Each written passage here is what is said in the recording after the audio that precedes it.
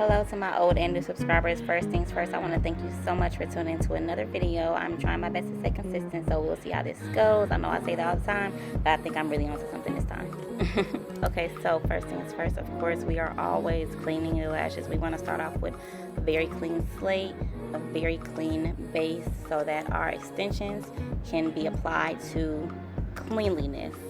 Applied to anything else besides cleanliness will not give you good results and poor retention. It will give you poor retention. So let's get to the details of this set. The first length or tray that I used was L curl from T-Dance, 8 through 15. See? Then I used my VI's 14 C curl. For this video in particular, we are doing a wispy set, so I used lengths 10 and 11 for my base. And then last minute I thought, why not add a few more spikes or longer spikes, and I used my tray from another fucking Lash shop. And this also is a jumbo tray. I have these for sale on my website at Sybaritic.com, as well as the VI's trays and T-Dance. Those are 3 brands that I sell, so it's my website and check those out. Let's get started. So I've tested a few, not that many adhesives out, and I just really love Stacy Lash. Since the beginning of my lash journey 7 years ago, it has never let me down. So this is just what I stick to. I'm one of those. So since we are doing a wispy set in this particular video, I am choosing to use the tape back method to help me better isolate. The tape back method is designed specifically to help the lash artist get those 2 top first layers, or maybe 3, depending on the client, out of the way to help better isolate that bottom layer of lashes.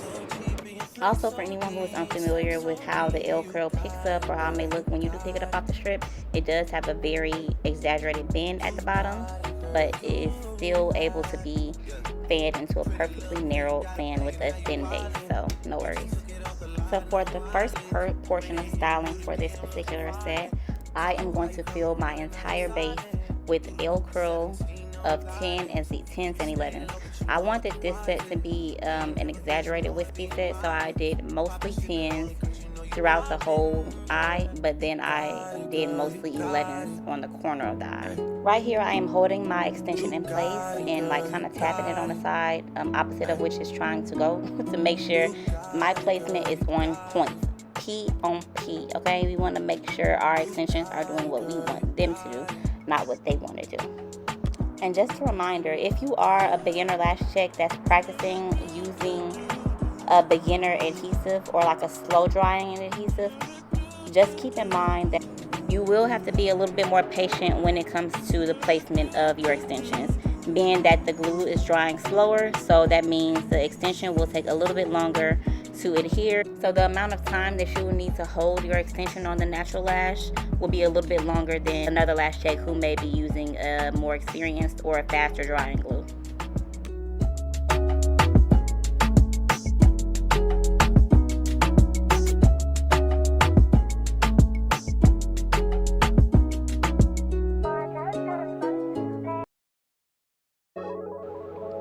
So this fan I'm creating right here is a great depiction of, or an example of, the type of fans I suggest filling your base up with, which is like wider fans, because the wider fans give it more of a like feathery effect. In this wispy set that I'm creating right now, I prefer to use wider fans at the bottom. I know that all of the fans aren't as wide, but that's just what I'm going for, and these 2 fans are great examples of that.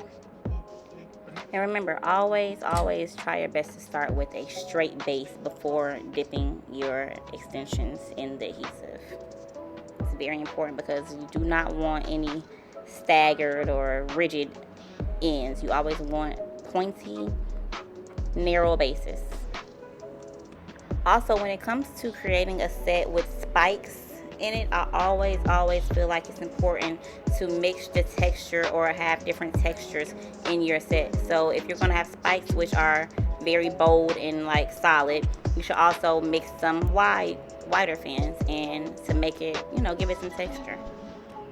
So I've never experimented and paired another curl type with L curl, because I just feel like L curl is a very dramatic curl, and I've just been kind of nervous. So on my channel, of course, I want to post way more video, way more content, But I really want to try to start like putting curl types together that are very opposite of each other and just see what it turns out like. So if you have any ideas or any curl types that you would like for me to see to pair together, drop it down below in the comments.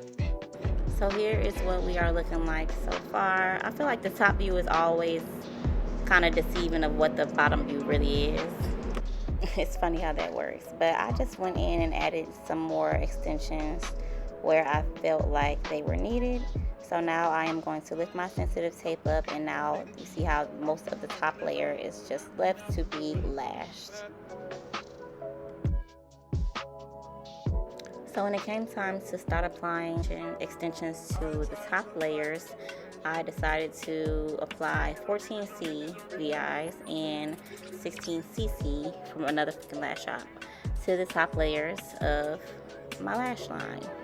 As far as how I place the clothespins / spikes, I really just randomly placed them, but I did majority of my 16s on the very, very, very first layer, since that is the top layer and that is the longest length.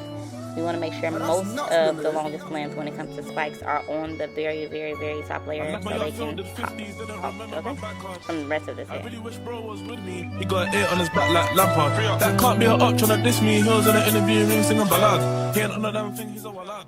I did spikes of 14s. I believe I did spikes of maybe 12 or 13 as well in the corners of the set.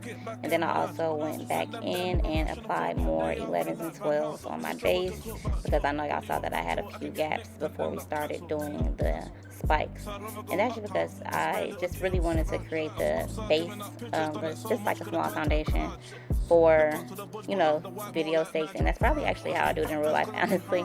Just get my foundation set and ready, and then maybe just jump around back to the spikes, and then come back to the base, and then just complete the set, because I like to check, as you'll see in this video right now, I like to check my work as I go a lot. I like to really just kind of keep my eye on what I'm creating, because like I said, that top view is deceiving. So yes, I did go back in and place more extensions where need be.